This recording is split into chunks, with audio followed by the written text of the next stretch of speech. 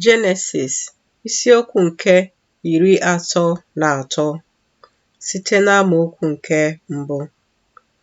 Jekọb wee welie anya ya abụọ hụ, ma lee, Ịsọ na-abịa, ya na nnu ndị ikom. O wee kee ụmụ ya nye Lịa, nyekwa Rechel, nyekwa ndị inyom abụọ ahụ na-eje ozi. O wee doo ndị inyom ahụ na-eje ozi na ụmụ ha mbụ, na Lịa na ụmụ ya n'azụ ha, na Rechel na Josef n'azụ ha.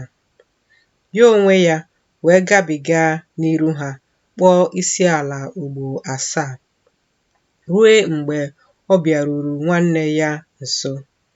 Ịsọ wee gbaa ọsọ izute ya, gbakụọ ya, dakwasị ya n'olu, sutu ya ọnụ, ha wee kwaa akwa.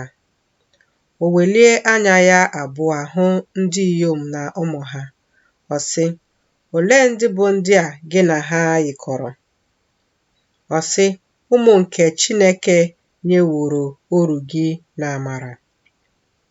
Ndị inyom ahụ ndị na-eje ozi wee bịarue nso, ha onwe ha na ụmụ ha, ha kpọọ isi ala.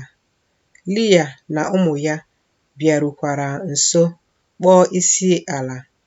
Emesịa, Josef na Rechel bịarukwara nso, kpọọ isi ala.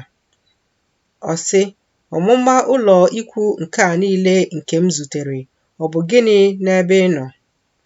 Ọ sị, ịhụta amara n'iru Onyenwe m. Ịsọ wee sị, enwere m rinne, nwanne m, ya dịrị gị bụ nke ị nwere. Jekọb wee sị, biko biko, ọ bụrụ na ahụtawo m amara n'iru gị, gị narakwa n'aka m onyinye m ịnata iru ọma. N'ihi na ahụwo m iru gị dịka a na-ahụ iru Chineke, ihe m wee tọọ gị ụtọ. Biko, nara ngọzi m nke ewetaworo gị, n'ihi na Chineke emewo m amara, na n'ihi na enwere m ihe niile.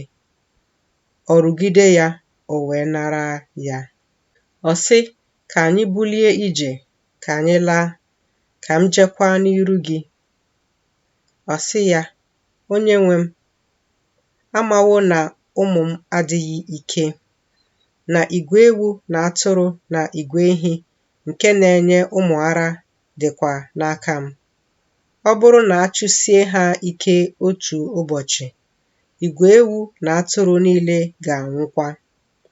Biko, ka Onyenwe m gabiga n'iru oru ya, ma mụ onwe m, ka m na-edu ha nwayọọ nwayọọ, dịka ije ụkwụ anụ ụlọ nke dị n'iru m, na dịka ije ụkwụ nke ụmụ m si dị, ruo mgbe m ga-abịakwute Onyenwe m ruo Sia. Ịsọ wee sị, biko, ka m chịrị mmadụ ụfọdụ n'ime ndị mụ na ha yikọrọ bịa debe n'ebe ị nọ. Ọ sị, n'ihi gịnịkwa? Ka m hụta amara n'iru Onyenwe m. Ịsọ wee laghachi ụbọchị ahụ n'ụzọ ya ije Sia. Jekọb wee bulie ije ruo Sukọt, wuwere onwe ya ụlọ, makwaara anụ ụlọ ya ụlọ ntu.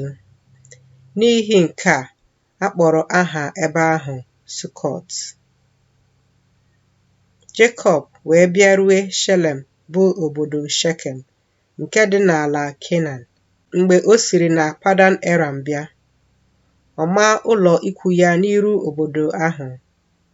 O wee zụta oke ọhịa ahụ, ebe ọ gbasara ụlọ ikwu ya n'aka ụmụ Hemọ, bụ nna Shekem, n'ọgụ mkpụrụ ego 5.